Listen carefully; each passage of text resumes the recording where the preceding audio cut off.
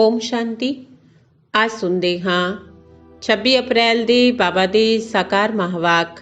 ਬਾਬਾ ਬੋਲੇ, ਮਿੱਠੇ ਬੱਚੇ ਜੀ ਬਾਬਾ, ਦੇਵਤਾ बनना है ਤਾਂ ਅੰਮ੍ਰਿਤ ਪੀਓ ਤੇ ਪਿਲਾਓ। ਅੰਮ੍ਰਿਤ ਪੀਣ ਵਾਲੇ ਹੀ श्रेष्ठाचारी बनते ने। प्रश्न है, इस समय सतयुगी प्रजा किस आधार ते तैयार हो रही है? उत्तर, जो इस ज्ञान तो प्रभावित होंदे ने वो चंगा कहते ने, पर पढ़ाई नहीं पढ़ते, मेहनत नहीं करते, वो प्रजा बन जाते ने। प्रभावित होना माना प्रजा बनना। सूरजवंशी राजा रानी बनन दे लई मेहनत चाहिदी है। पढ़ाई ते पूरा अटेंशन होवे, याद करदे ते कराउंदे रहन तां उच्च पदवी मिल सकदी है। गीत है, तूने रात गवाई सोए के। ओम शांति। ਬੱਚਿਆਂ ਨੇ ਗੀਤ ਸੁਣਿਆ। ਸਾਡਾ ਜੀਵਨ ਹੀਰੇ ਵਰਗਾ ਸੀ, ਹੁਣ ਕੋੜੀ ਵਰਗਾ ਹੋ ਪਿਆ ਹੈ। ਇਹ ਤਾਂ ਕੋਮਨ ਗੱਲ ਹੈ, ਛੋਟਾ ਬੱਚਾ ਵੀ ਸਮਝ ਸਕਦਾ ਹੈ। ਬਾਬਾ ਬਹੁਤ ਸਹਿਜ ਰੀਤੀ ਨਾਲ ਸਮਝਾਉਂਦੇ ਨੇ, ਜੋ ਕੋਈ ਛੋਟਾ ਬੱਚਾ ਵੀ ਸਮਝ ਸਕੇ। ਸਤਨਾਰਾਇਣ ਦੀ ਕਥਾ ਸੁਣਾਉਂਦੇ ਨੇ, ਛੋਟੇ ਛੋਟੇ ਬੱਚੇ ਵੀ ਬੈਠ ਜਾਂਦੇ ਨੇ। ਪਰ ਉਹ ਸਤਸੰਗਾਂ ਆਦਿ ਵਿੱਚ ਜੋ ਸੁਣਾਉਂਦੇ ਨੇ ਉਹ ਸਭ ਨੇ ਕਥਾਵਾਂ। ਕਥਾ ਕੋਈ ਗਿਆਨ ਨਹੀਂ ਹੈ, ਬਣੀਆਂ ਬਣਾਈਆਂ ਕਹਾਣੀਆਂ ਨੇ। ਗੀਤਾ ਦੀ ਕਹਾਣੀ, ਰਾਮਾਇਣ ਦੀ ਕਹਾਣੀ, ਵੱਖ-ਵੱਖ ਸ਼ਾਸਤਰ ਨੇ ਜਿਨ੍ਹਾਂ ਦੀ ਕਹਾਣੀਆਂ ਬੈਠ ਸੁਣਾਉਂਦੇ ਨੇ, ਉਹ ਸਭ ਨੇ ਕਥਾਵਾਂ। ਕਹਾਣੀ ਦਾ ਕੋਈ ਫਾਇਦਾ ਹੁੰਦਾ ਹੈ ਕਿ? ਇਹ ਹੈ ਸਤਨਾਰਾਇਣ ਦੀ, ਮਤਲਬ ਨਰ ਤੋਂ ਨਾਰਾਇਣ ਬਣਨ ਦੀ ਸੱਚੀ ਕਹਾਣੀ। ਇਹ ਸੁਣਨ ਨਾਲ ਤੁਸੀਂ ਨਰ ਤੋਂ ਨਾਰਾਇਣ ਬਣ ਜਾਓਗੇ। ਇਹ ਅਮਰ ਕਥਾ ਵੀ ਹੋਈ। ਤੁਸੀਂ ਨਿਮੰਤਰਣ ਦਿੰਦੇ ਹੋ, ਆਓ ਅਮਰ ਕਥਾ ਤੁਹਾਨੂੰ ਸੁਣਾਈਏ, ਤੁਸੀਂ ਅਮਰ ਲੋਕ ਵਿੱਚ ਚਲੇ ਜਾਓਗੇ। ਤਾਂ ਕੋਈ ਵੀ ਸਮਝਦੇ ਨਹੀਂ। ਸ਼ਾਸਤਰਾਂ ਦੀ ਕਹਾਣੀ ਸੁਣਦੇ ਆਏ ਨੇ, ਮਿਲਦਾ ਕੁਝ ਵੀ ਨਹੀਂ।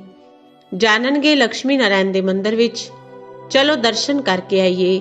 ਮਹਾਤਮਾ ਕੋਲ ਚਲੋ ਦਰਸ਼ਨ ਕਰਕੇ ਆਈਏ। ਇੱਕ ਰਸਮ ਰਿਵਾਜ ਚਲੀ ਆਈ ਹੈ।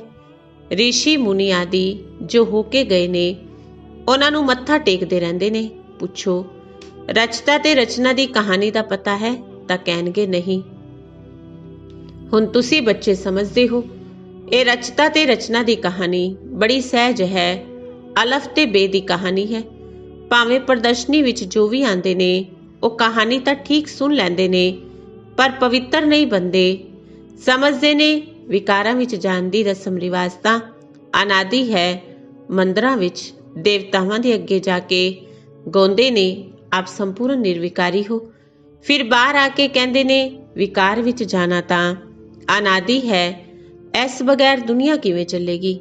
ਲక్ష్ਮੀ ਨਾਰਾਇਣ ਆਦਿ ਨੂੰ ਵੀ ਤਾਂ ਬੱਚੇ ਨੇ। ਐਵੇਂ ਕਹਿ ਦਿੰਦੇ ਤਾਂ ਅਜਿਹਿਆਂ ਨੂੰ ਕੀ ਕਹੀਏ? ਮਨੁੱਖਾਂ ਦਾ ਮਰਤਬਾ ਦੇ ਨਹੀਂ ਸਕਦੇ। ਦੇਵਤਾ ਵੀ ਮਨੁੱਖ ਸੀ, ਪਰ ਕਿੰਨੇ ਸੁਖੀ ਸੀ। ਲక్ష్ਮੀ ਨਾਰਾਇਣ ਦੇ ਰਾਜ ਵਿੱਚ ਤੁਸੀਂ ਬੱਚਿਆਂ ਨੂੰ ਬਾਬਾ ਬੜੀਆਂ ਸਹਿਜ ਗੱਲਾਂ ਦੱਸਦੇ ਨੇ। ਬਰੋਬਰ ਇੱਥੇ ਭਾਰਤ ਵਿੱਚ ਸਵਰਗ ਸੀ, ਲక్ష్ਮੀ ਨਾਰਾਇਣ ਦਾ ਰਾਜ ਸੀ, ਚਿੱਤਰ ਵੀ ਹੈ। ਇਹ ਤਾਂ ਸਭ ਮੰਨਣਗੇ ਕਿ ਸਤਯੁਗ ਵਿੱਚ ਉਹਨਾਂ ਦਾ ਰਾਜ ਸੀ। ਉੱਥੇ ਕੋਈ ਦੁੱਖ ਨਹੀਂ ਸੀ, ਸੰਪੂਰਨ ਨਿਰਵਿਕਾਰੀ ਸੀ। ਉਹਨਾਂ ਦੇ ਮੰਦਰ ਵੀ ਵੱਡੇ ਵੱਡੇ ਬਣੇ ਹੋਏ ਨੇ। ਉਹਨਾਂ ਨੂੰ 5000 ਵਰੇ ਹੋਏ ਨੇ। ਹੁਣ ਉਹ ਨਹੀਂ ਨੇ, ਹੁਣ ਤਾਂ ਕਲਯੁਗ ਦਾ ਅੰਤ ਹੈ। ਮਨੁੱਖ ਆਪਸ ਵਿੱਚ ਲੜਦੇ ਝਗੜਦੇ ਰਹਿੰਦੇ ਨੇ। ਭਗਵਾਨ ਤਾਂ ਉੱਪਰ ਹੀ ਰਹਿੰਦੇ ਨੇ, ਨਿਰਵਾਨ ਧਾਮ ਵਿੱਚ। ਅਸਲ ਵਿੱਚ ਅਸੀਂ ਆਤਮਾਵਾਂ ਵੀ ਉੱਥੇ ਰਹਿੰਦੀਆਂ ਹਾਂ। ਇੱਥੇ ਪਾਠ ਵਜਾਉਣ ਆਈਆਂ ਹਾਂ। ਪਹਿਲੇ ਅਸੀਂ ਲక్ష్ਮੀ ਨਾਰਾਇਣ ਦੇ ਰਾਜ ਵਿੱਚ ਸੀ, ਉੱਥੇ ਬਹੁਤ ਸੁੱਖ ਆਨੰਦ ਸੀ। ਫਿਰ ਸਾਨੂੰ 84 ਜਨਮ ਲੈਣੇ ਪੈਂਦੇ ਨੇ। ਗਾਇਆ ਜਾਂਦਾ ਹੈ 84 ਦਾ ਚੱਕਰ। ਅਸੀਂ ਸੂਰਜਵੰਸ਼ੀ ਵਿੱਚ 1250 ਵਰੇ ਰਾਜ ਕੀਤਾ। ਉੱਥੇ ਅਥਾਹ ਸੁਖ ਸੀ, ਸੰਪੂਰਨ ਨਿਰਵਿਕਾਰੀ ਸੀ, ਹੀਰੇ ਜਵਾਹਰਾਂ ਦੇ ਮਹਿਲ ਸੀ। ਅਸੀਂ ਰਾਜ ਕੀਤਾ, ਫਿਰ 84 ਜਨਮਾਂ ਵਿੱਚ ਆਉਣਾ ਪਵੇ। ਇਹ ਵਰਲਡ ਦੀ ਹਿਸਟਰੀ ਜੀਓਗ੍ਰਾਫੀ ਦਾ ਚੱਕਰ ਫਿਰਦਾ ਰਹਿੰਦਾ ਹੈ। ਅੱਧਾ ਕਲਪ ਸੁਖ ਸੀ ਰਾਮ ਰਾਜ ਵਿੱਚ, ਫਿਰ ਮਨੁੱਖਾਂ ਦੀ ਵ੍ਰਿੱਧੀ ਹੁੰਦੀ ਗਈ। ਸਤਯੁਗ ਵਿੱਚ 9 ਲੱਖ ਸੀ। ਸਤਯੁਗ ਅੰਤ ਵਿੱਚ ਵ੍ਰਿੱਧੀ ਹੋ ਕੇ 9 ਲੱਖ ਤੋਂ 2 ਕਰੋੜ ਹੋ ਗਏ। ਫਿਰ 12 ਜਨਮ ਤ੍ਰੇਤਾ ਵਿੱਚ ਬਹੁਤ ਸੁਖ ਚੈਨ ਸੀ, ਇੱਕ ਹੀ ਧਰਮ ਸੀ। ਫਿਰ ਕੀ ਹੋਇਆ? ਫਿਰ ਰਾਵਣ ਰਾਜ ਸ਼ੁਰੂ ਹੋ ਗਿਆ। ਰਾਮ ਰਾਜ ਤੇ ਰਾਵਣ ਰਾਜ ਵੇਖੋ। ਬਹੁਤ ਸਹਿਜ ਰੀਤੀ ਨਾਲ ਸਮਝਾਉਣਾ ਹੈ ਛੋਟੇ ਛੋਟੇ ਬੱਚਿਆਂ ਨੂੰ ਵੀ। ਐਵੇਂ ਦੱਸਣਾ ਚਾਹੀਦਾ ਹੈ। ਹੋਰ ਕੀ ਹੋਇਆ?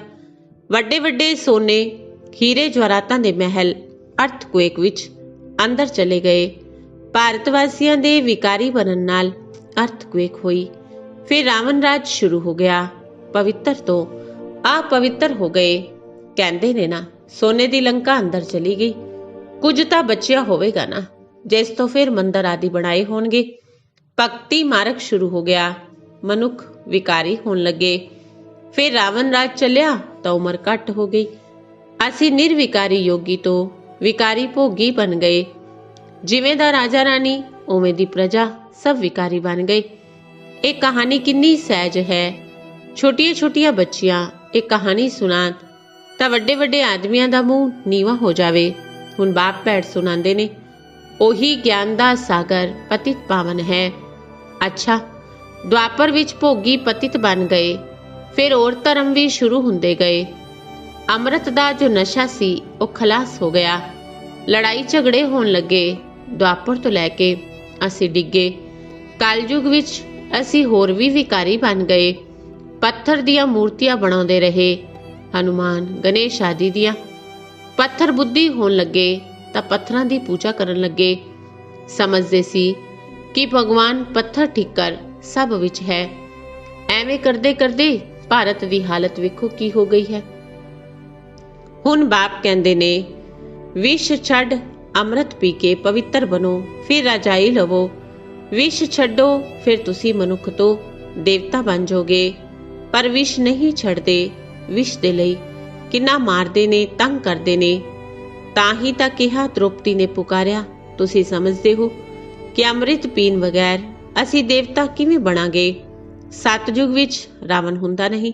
ਬਾਪ ਕਹਿੰਦੇ ਨੇ, ਜਦੋਂ ਤੱਕ ਸ੍ਰੇਸ਼ਟਾਚਾਰੀ ਨਹੀਂ ਬਣਾਂਗੇ, ਸਵਰਗ ਵਿੱਚ ਨਹੀਂ ਆ ਸਕੋਗੇ। ਜੋ ਸ੍ਰੇਸ਼ਟਾਚਾਰੀ ਨੇ ਉਹ ਹੁਣ ਭ੍ਰਸ਼ਟਾਚਾਰੀ ਬਣੇ ਨੇ। ਫਿਰ ਹੁਣ ਅੰਮ੍ਰਿਤ ਪੀ ਕੇ ਸ੍ਰੇਸ਼ਟਾਚਾਰੀ ਬਣਨਾ ਹੈ। ਬਾਪ ਕਹਿੰਦੇ ਨੇ, ਮਮੇਕਮ ਯਾਦ ਕਰੋ ਕਿ ਗੀਤਾ ਭੁੱਲ ਗਏ ਹੋ। ਗੀਤਾ ਰਚੀ ਮੈਂ, ਨਾਮ ਪਾ ਦਿੱਤਾ ਕ੍ਰਿਸ਼ਨ ਦਾ। ਇਹਨਾਂ ਲక్ష్ਮੀ ਨਾਰਾਇਣ ਨੂੰ ਇਹ ਰਾਜਾਈ ਕਿਸਨੇ ਦਿੱਤੀ? ਜ਼ਰੂਰ ਭਗਵਾਨ ਨੇ ਦਿੱਤੀ ਹੋਵੇਗੀ। ਅਗਲੇ ਜਨਮ ਵਿੱਚ ਭਗਵਾਨ ਨੇ ਰਾਜਯੋਗ ਸਿਖਾਇਆ। ਨਾਮ ਪਾ ਦਿੱਤਾ ਕ੍ਰਿਸ਼ਨ ਦਾ ਤਾਂ ਸਮਝਾਉਣ ਦੀ ਪ੍ਰੈਕਟਿਸ ਕਰਨੀ ਚਾਹੀਦੀ ਹੈ। ਬਹੁਤ ਸਹਿਜ ਕਹਾਣੀ ਹੈ। ਬਾਬਾ ਨੂੰ ਕਿੰਨਾ ਸਮਾਂ ਲੱਗਾ? ਅੱਧੇ ਘੰਟੇ ਵਿੱਚ ਐਨੀ ਸਹਿਜ ਗੱਲ ਵੀ ਸਮਝ ਨਹੀਂ ਸਕਦੇ। ਇਸ ਲਈ ਬਾਬਾ ਕਹਿੰਦੇ ਨੇ, ਸਿਰਫ ਇੱਕ ਛੋਟੀ ਜਿਹੀ ਕਹਾਣੀ ਬੈਠ ਕਿਸੇ ਨੂੰ ਵੀ ਸਮਝਾਓ। ਹੱਥ ਵਿੱਚ ਚਿੱਤਰ ਲਓ। ਸਤਯੁਗ ਵਿੱਚ ਲక్ష్ਮੀ ਨਾਰਾਇਣ ਦਾ ਰਾਜ, ਫਿਰ ਤ੍ਰੇਤਾ ਵਿੱਚ ਰਾਮ ਸੀਤਾ ਦਾ ਰਾਜ, ਫਿਰ ਦੁਆਪਰ ਵਿੱਚ ਰਾਵਣ ਦਾ ਰਾਜ ਹੋਇਆ। ਕਿੰਨੀ ਸਹਿਜ ਕਹਾਣੀ ਹੈ। ਬਰੋਬਰ ਅਸੀਂ ਦੇਵਤਾ ਸੀ, ਫਿਰ ਸ਼ਤਰੀਏ, ਵੈਸ਼, ਸ਼ੂਦਰ ਬਣੇ। ਹੁਣ ਆਪਣੇ ਆਪ ਨੂੰ ਦੇਵਤਾ ਨਾ ਸਮਝਣ ਦੇ ਕਾਰਨ ਹਿੰਦੂ ਕਹਿ ਦਿੰਦੇ ਹਾਂ। ਧਰਮ ਸ੍ਰੇਸ਼ਟ ਕਰਮ ਸ੍ਰੇਸ਼ਟ ਤੋਂ ਧਰਮ ਭ੍ਰਸ਼ਟ ਕਰਮ ਭ੍ਰਸ਼ਟ ਬਣ ਪਏ ਹਾਂ। ਅਜਿਹੀਆਂ ਛੋਟੀ ਛੋਟੀਆਂ ਬੱਚੀਆਂ ਬੈਠ ਭਾਸ਼ਣ ਕਰਨ ਤਾਂ ਸਾਰੀ ਸਭਾ ਵਿੱਚ ਹੀਅਰ ਹੀਅਰ ਹੋ ਜਾਵੇ। ਬਾਬਾ ਸਾਰੇ ਸੈਂਟਰ ਵਾਲਿਆਂ ਨੂੰ ਸੁਣਾ ਰਹੇ ਨੇ। ਹੁਣੇ ਵੱਡੇ ਵੱਡੇ ਨਹੀਂ ਸਿੱਖਦੇ ਤਾਂ ਛੋਟੀ ਛੋਟੀ ਕੁਮਾਰੀਆਂ ਨੂੰ ਸਿਖਾਓ। ਕੁਮਾਰੀਆਂ ਦਾ ਨਾਮ ਵੀ ਹੈ। ਦਿੱਲੀ, ਬੰਬੇ ਵਿੱਚ ਬਹੁਤ ਚੰਗੀਆਂ ਚੰਗੀਆਂ ਕੁਮਾਰੀਆਂ ਨੇ, ਪੜ੍ਹੀਆਂ ਲਿਖੀਆਂ ਨੇ। ਉਹਨਾਂ ਨੂੰ ਖੜਾ ਹੋਣਾ ਚਾਹੀਦਾ ਹੈ। ਕਿੰਨਾ ਕੰਮ ਕਰ ਸਕਦੀਆਂ ਨੇ। ਜੇਕਰ ਕੁਮਾਰੀਆਂ ਖੜੀਆਂ ਹੋ ਜਾਣ ਤਾਂ ਨਾਮ ਬਾਲਾ ਹੋ ਜਾਵੇ। ਸਾਹੂਕਾਰ ਘਰ ਦੀਆਂ ਜੋ ਨੇ ਉਹ ਮੁਸ਼ਕਿਲ ਹਿੰਮਤ ਰੱਖਦੀਆਂ ਨੇ। ਸਾਹੂਕਾਰੀ ਦਾ ਨਸ਼ਾ ਰਹਿੰਦਾ ਹੈ ਨਾ, ਦਹੇਜ ਆਦਿ ਮਿਲਦਾ ਹੈ। ਬਸ ਕੁਮਾਰੀਆਂ ਵਿਆਹ ਕਰ ਕਾਲਾ ਮੂੰਹ ਕਰ ਲੈਂਦੀਆਂ ਨੇ। ਸਭ ਦੇ ਅੱਗੇ ਫਿਰ ਝੁਕਣਾ ਪੈਂਦਾ ਹੈ। ਬਾਬਾ ਕਿੰਨਾ ਸਹਿਜ ਸਮਝਾਉਂਦੇ ਨੇ, ਪਰ ਪਾਰਸ ਬੁੱਧੀ ਬਣਨ ਦਾ ਖਿਆਲ ਹੀ ਨਹੀਂ ਆਉਂਦਾ। ਵੇਖੋ, ਜੋ ਨਹੀਂ ਪੜ੍ਹਦੇ ਉਹ ਵੀ ਅੱਜ ਕੱਲ MP MLA ਆਦਿ ਬਣ ਗਏ ਨੇ। ਪੜ੍ਹਾਈ ਤੋਂ ਤਾਂ ਕੀ ਬਣ ਜਾਂਦੇ ਨੇ। ਇਹ ਪੜ੍ਹਾਈ ਤਾਂ ਬੜੀ ਸਹਿਜ ਹੈ। ਹੋਰਾਂ ਨੂੰ ਵੀ ਜਾ ਕੇ ਸਿਖਾਉਣਾ ਚਾਹੀਦਾ ਹੈ। ਪਰ ਸ਼੍ਰੀਮਤ ਤੇ ਨਹੀਂ ਚੱਲਦੇ ਤਾਂ ਪੜ੍ਹਦੇ ਵੀ ਨਹੀਂ। ਬਹੁਤ ਚੰਗੀਆਂ ਚੰਗੀਆਂ ਕੁਮਾਰੀਆਂ ਨੇ, ਪਰ ਆਪਣਾ ਹੀ ਨਸ਼ਾ ਚੜਿਆ ਹੋਇਆ ਹੈ। ਥੋੜਾ ਕੰਮ ਕੀਤਾ ਤਾਂ ਸਮਝਦੀਆਂ ਨੇ ਅਸੀਂ ਬਹੁਤ ਕੰਮ ਕਰ ਲਿਆ, ਅਜੇ ਤਾਂ ਬਹੁਤ ਕੰਮ ਕਰਨਾ ਹੈ।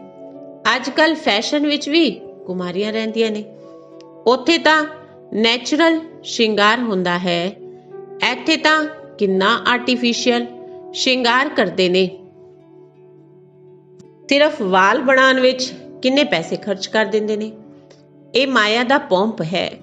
ਫਾਲ ਆਫ ਮਾਇਆ ਰਾਵਣ ਰਾਜ ਹੈ, ਫਿਰ ਰਾਈਜ਼ ਆਫ ਰਾਮ ਰਾਜ ਹੈ। ਹੁਣ ਰਾਮ ਰਾਜ ਸਥਾਪਨ ਹੁੰਦਾ ਹੈ, ਪਰ ਤੁਸੀਂ ਮਿਹਨਤ ਤਾਂ ਕਰੋ ਨਾ। ਤੁਸੀਂ ਕੀ ਬਣੋਗੇ ਜੇਕਰ ਪੜੋਗੇ ਨਹੀਂ ਤਾਂ ਉੱਥੇ ਜਾ ਕੇ ਪਾਈ ਪੈਸੇ ਦੀ ਪਰਜਾ ਬਣ ਜਾਓਗੇ। ਅੱਜ ਕੱਲ ਦੇ ਵੱਡੇ ਵੱਡੇ ਆਦਮੀ ਉੱਥੋਂ ਦੀ ਸਭ ਪਰਜਾ ਵਿੱਚ ਆ ਜਾਣਗੇ। ਸਾਹੂਕਾਰ ਲੋਕ ਸਿਰਫ ਚੰਗਾ ਚੰਗਾ ਕਹਿ ਆਪਣੇ ਧੰਦੇ ਵਿੱਚ ਲੱਗ ਜਾਂਦੇ ਨੇ, ਬਹੁਤ ਚੰਗਾ ਪ੍ਰਭਾਵਿਤ ਹੁੰਦੇ ਨੇ। ਫਿਰ ਕੀ ਆਖਿਰ ਕੀ ਹੋਵੇਗਾ? ਉੱਥੇ ਜਾ ਕੇ ਪਰਜਾ ਬਣਨਗੇ। ਪ੍ਰਭਾਵਿਤ ਹੋਣਾ ਮਾਨਾ ਪਰਜਾ ਬਣਨਾ। ਜੋ ਮਿਹਨਤ ਕਰਦੇ ਨੇ ਉਹ ਰਾਮ ਰਾਜ ਵਿੱਚ ਆ ਜਾਣਗੇ। ਸਮਝਾਣੀ ਤਾਂ ਬੜੀ ਸਹਿਜ ਹੈ। ਇਸ ਕਹਾਣੀ ਦੇ ਨਸ਼ੇ ਵਿੱਚ ਕੋਈ ਰਹੇ ਤਾਂ ਉਸ ਦਾ ਬੇੜਾ ਪਾਰ ਹੋ ਜਾਵੇ। ਅਸੀਂ ਸ਼ਾਂਤੀ ਧਾਮ ਵਿੱਚ ਜਾਵਾਂਗੇ, ਫਿਰ ਸੁੱਖ ਧਾਮ ਵਿੱਚ ਆਵਾਂਗੇ। ਬਸ ਯਾਦ ਕਰਦੇ ਕਰਾਉਂਦੇ ਰਹਿਣਾ ਹੈ, ਤਾਂ ਹੀ ਉੱਚ ਪਦਵੀ ਪਾਓਗੇ। ਅਟੈਂਸ਼ਨ ਪੜ੍ਹਾਈ ਤੇ ਦੇਣਾ ਹੈ। ਚਿੱਤਰ ਹੱਥ ਵਿੱਚ ਹੋਵੇ। ਜਿਵੇਂ ਬਾਬਾ ਜਦੋਂ ਲక్ష్ਮੀ ਨਾਰਾਇਣ ਦੀ ਪੂਜਾ ਕਰਦੇ ਸੀ ਤਾਂ ਚਿੱਤਰ ਜੇਬ ਵਿੱਚ ਪਿਆ ਰਹਿੰਦਾ ਸੀ। ਚਿੱਤਰ ਛੋਟੇ ਵੀ ਨੇ, ਲੌਕਟ ਵਿੱਚ ਵੀ ਨੇ। ਉਹਨਾਂ ਤੇ ਸਭ ਸਮਝਾਣਾ ਹੈ। ਇਹ ਬਾਬਾ ਇਹਨਾਂ ਦੁਆਰਾ ਸਾਨੂੰ ਵਰਸਾ ਮਿਲ ਰਿਹਾ ਹੈ। ਹੁਣ ਪਵਿੱਤਰ ਬਣੋ, ਬਾਪ ਨੂੰ ਯਾਦ ਕਰੋ। ਕਿੰਨੀ ਨੌਲੇਜ ਹੈ ਇਹਨਾਂ ਮੈਡਲ ਵਿੱਚ, ਬੈਜ ਵਿੱਚ। ਇਹਨਾਂ ਵਿੱਚ ਸਾਰਾ ਗਿਆਨ ਆ ਜਾਂਦਾ ਹੈ। ਇਹਨਾਂ ਤੇ ਸਮਝਾਣਾ ਬੜਾ ਸਹਿਜ ਹੈ। ਸੈਕਿੰਡ ਵਿੱਚ ਬਾਪ ਤੋਂ ਸਵਰਗ ਦੀ ਜੀਵਨ ਮੁਕਤੀ ਦਾ ਵਰਸਾ ਕੋਈ ਵੀ ਸਮਝਾਵੇ ਤਾਂ ਜੀਵਨ ਮੁਕਤੀ ਪਦ ਦਾ ਅਧਿਕਾਰੀ ਬਣ ਜਾਵੇ। ਬਾਕੀ ਪੜ੍ਹਾਈ ਅਨੁਸਾਰ ਉੱਚ ਪਦਵੀ ਪਾਓਗੇ। ਸਵਰਗ ਵਿੱਚ ਆਉਣਗੇ ਨਾ, ਪਿਛਾੜੀ ਵਿੱਚ ਆਉਣਗੇ ਤਾਂ ਸਹੀ। ਵਰਿੱਧੀ ਤਾਂ ਹੋਣੀ ਹੀ ਹੈ। ਦੇਵੀ ਦੇਵਤਾ ਧਰਮ ਉੱਚ ਹੈ, ਉਹ ਵੀ ਬਣਾਂਗੇ ਨਾ। ਪਰਜਾ ਤਾਂ ਲੱਖਾਂ ਦੀ ਬਣੇਗੀ। ਸੂਰਜਵੰਸ਼ੀ ਬਣਨ ਵਿੱਚ ਮਿਹਨਤ ਹੈ। ਸਰਵਿਸ ਕਰਨ ਵਾਲੇ ਚੰਗੀ ਪਦਵੀ ਪਾਣਗੇ। ਉਹਨਾਂ ਦਾ ਨਾਮ ਬਾਲਾ ਹੁੰਦਾ ਹੈ। ਕੁਮਾਰਿਕਾ ਹੈ, ਜਨਕ ਹੈ, ਚੰਗਾ ਸੈਂਟਰ ਸੰਭਾਲ ਰਹੀਆਂ ਨੇ। ਕੋਈ ਖਿਟਪਿਟ ਨਹੀਂ ਹੈ। ਬਾਪ ਕਹਿੰਦੇ ਨੇ ਸੀ ਨੋ ਈਵਿਲ, ਟਾਕ ਨੋ ਈਵਿਲ। ਬੁਰਾ ਨਾ ਦੇਖੋ, ਬੁਰਾ ਨਾ ਬੋਲੋ। ਫਿਰ ਵੀ ਕਈ ਐਵੇਂ ਦੀਆਂ ਗੱਲਾਂ ਕਰਦੇ ਰਹਿੰਦੇ ਨੇ। ਐਵੇਂ ਦੇ ਕੀ ਜਾ ਕੇ ਬਣਨਗੇ? ਐਨੀ ਸਹਿਜ ਸਰਵਿਸ ਵੀ ਨਹੀਂ ਕਰਦੇ। ਛੋਟੀ ਛੋਟੀ ਬੱਚੀਆਂ ਇਹ ਸਮਝਾ ਸਕਦੀਆਂ ਨੇ, ਸੁਣਾ ਸਕਦੀਆਂ ਨੇ। ਬੰਦਰ ਸੇਨਾ ਮਸ਼ਹੂਰ ਹੈ ਨਾ। ਸੀਤਾਵਾਂ ਜੋ ਰਾਵਣ ਦੀ ਜੇਲ੍ਹ ਵਿੱਚ ਫਸੀਆਂ ਹੋਈਆਂ ਨੇ, ਉਹਨਾਂ ਨੂੰ ਛੁਡਾਉਣਾ ਹੈ। ਕਥਾਵਾਂ ਕੀ ਬਣਾ ਦਿੱਤੀਆਂ। ਐਵੇਂ ਕੋਈ ਭਾਸ਼ਣ ਕਰੇ। ਬਾਕੀ ਸਿਰਫ ਕਹਿੰਦੇ ਨੇ ਫਲਾਣਾ ਬਹੁਤ ਪ੍ਰਭਾਵਿਤ ਹੋਇਆ। ਪੁੱਛੋ ਤੁਸੀਂ ਕੀ ਬਣਨਾ ਚਾਹੁੰਦੇ ਹੋ? ਸਿਰਫ ਦੂਜਿਆਂ ਨੂੰ ਕਹਿਣਗੇ ਇਹਨਾਂ ਦਾ ਗਿਆਨ ਬਹੁਤ ਚੰਗਾ ਹੈ। ਆਪ ਸਮਝਦੇ ਕੁਝ ਵੀ ਨਹੀਂ ਤਾਂ ਇਸ ਤੋਂ ਕੀ ਫਾਇਦਾ ਹੋਵੇਗਾ? ਅੱਛਾ, ਮਿੱਠੀ ਸਿੱਕਿਲ ਦੇ ਬੱਚਿਆਂ ਪ੍ਰਤੀ ਮਾਤਾ ਪਿਤਾ ਬਾਪ ਦਾਦਾ ਦਾ ਯਾਦ ਪਿਆਰ ਤੇ ਗੁੱਡ ਮਾਰਨਿੰਗ। ਰੂਹਾਨੀ ਬਾਪ ਦੀ ਰੂਹਾਨੀ ਬੱਚਿਆਂ ਨੂੰ ਨਮਸਤੇ। ਰੂਹਾਨੀ ਬੱਚਿਆਂ ਦੀ ਰੂਹਾਨੀ ਬਾਪ ਦਾਦਾ ਨੂੰ ਨਮਸਤੇ ਨਮਸਤੇ ਜੀ। ਧਾਰਨਾ ਦੇ ਲਈ ਮੁੱਖ ਸਾਰ। ਪਹਿਲੀ ਧਾਰਨਾ ਹੈ ਪਾਰਸ ਬੁੱਧੀ ਬਣਨ ਦੇ ਲਈ ਪੜ੍ਹਾਈ ਤੇ ਪੂਰਾ ਧਿਆਨ ਦੇਣਾ ਹੈ। ਸ਼੍ਰੀਮਤ ਤੇ ਪੜ੍ਹਨਾ ਤੇ ਪੜਾਉਣਾ ਹੈ। ਹੱਦ ਦੀ ਸਾਹੂਕਾਰੀ ਦਾ ਨਸ਼ਾ, ਫੈਸ਼ਨ ਆਦਿ ਛੱਡ ਇਸ ਬੇਹੱਦ ਸੇਵਾ ਵਿੱਚ ਲੱਗ ਜਾਣਾ ਹੈ। ਦੂਜਾ, ਹੇਅਰ ਨੋ ਈਵਿਲ, ਸੀ ਨੋ ਈਵਿਲ। ਕੋਈ ਵੀ ਵਿਅਰਥ ਗੱਲਾਂ ਨਹੀਂ ਕਰਨੀਆਂ, ਕਿਸੇ ਤੇ ਪ੍ਰਭਾਵਿਤ ਨਹੀਂ ਹੋਣਾ। ਸਭ ਨੂੰ ਸਤਨਾਰਾਇਣ ਦੀ ਛੋਟੀ ਜਿਹੀ ਕਹਾਣੀ ਜ਼ਰੂਰ ਸੁਣਾਣੀ ਹੈ। ਵਰਦਾਨ ਹੈ ਨਾਲੇਜ ਦੀ ਲਾਈਟ ਮਾਈਟ ਦੁਆਰਾ ਆਪਣੇ ਲੱਕ ਨੂੰ ਜਗਾਉਣ ਵਾਲੇ ਹਮੇਸ਼ਾ ਸਫਲਤਾ ਮੂਰਤ ਭਵ। ਨਾਲੇਜ ਦੀ ਲਾਈਟ ਮਾਈਟ ਦੁਆਰਾ ਆਪਣੇ ਲੱਕ ਨੂੰ, ਭਾਗਿਆ ਨੂੰ ਜਗਾਉਣ ਵਾਲੇ ਹਮੇਸ਼ਾ ਸਫਲਤਾ ਮੂਰਤ ਭਵ। ਜੋ ਬੱਚੇ ਨੌਲੇਜ ਦੀ ਲਾਈਟ ਮਾਈਟ ਤੋਂ ਆਦਿ ਮੱਧ ਅੰਤ ਨੂੰ ਜਾਣ ਕੇ ਪੁਰਸ਼ਾਰਥ ਕਰਦੇ ਨੇ, ਉਹਨਾਂ ਨੂੰ ਸਫਲਤਾ ਜ਼ਰੂਰ ਪ੍ਰਾਪਤ ਹੁੰਦੀ ਹੈ। ਸਫਲਤਾ ਪ੍ਰਾਪਤ ਹੋਣਾ ਵੀ ਲੱਕ ਦੀ ਨਿਸ਼ਾਨੀ ਹੈ। ਨੌਲੇਜਫੁਲ ਬਣਨਾ ਹੀ ਲੱਕ ਨੂੰ ਜਗਾਉਣ ਦਾ ਸਾਧਨ ਹੈ। ਨੌਲੇਜ ਸਿਰਫ ਰਚਤਾ ਤੇ ਰਚਨਾ ਦੀ ਨਹੀਂ, ਪਰ ਨੌਲੇਜਫੁਲ ਮਤਲਬ ਹਰ ਸੰਕਲਪ, ਹਰ ਸ਼ਬਦ, ਹਰ ਕਰਮ ਵਿੱਚ ਗਿਆਨ ਸਰੂਪ ਹੋ। ਸਫਲਤਾ ਮੂਰਤ ਬਣਾਂਗੇ। ਜੇਕਰ ਪੁਰਸ਼ਾਰਥ ਸਹੀ ਹੁੰਦੇ ਵੀ ਸਫਲਤਾ ਨਹੀਂ ਵਿਖਾਈ ਦਿੰਦੀ, ਇਹੀ ਸਮਝਣਾ ਚਾਹੀਦਾ ਹੈ ਇਹ ਅਸਫਲਤਾ ਨਹੀਂ, परिपक्वता का साधन है। स्लोगन है, न्यारे बन के कर्म इंद्रियां तो कर्म करो तो कर्मातीत स्थिति का अनुभव सहज कर सकोगे। न्यारे बन के कर्म इंद्रियां तो कर्म करो तो कर्मातीत स्थिति का अनुभव सहज कर सकोगे। अच्छा, ओम शांति।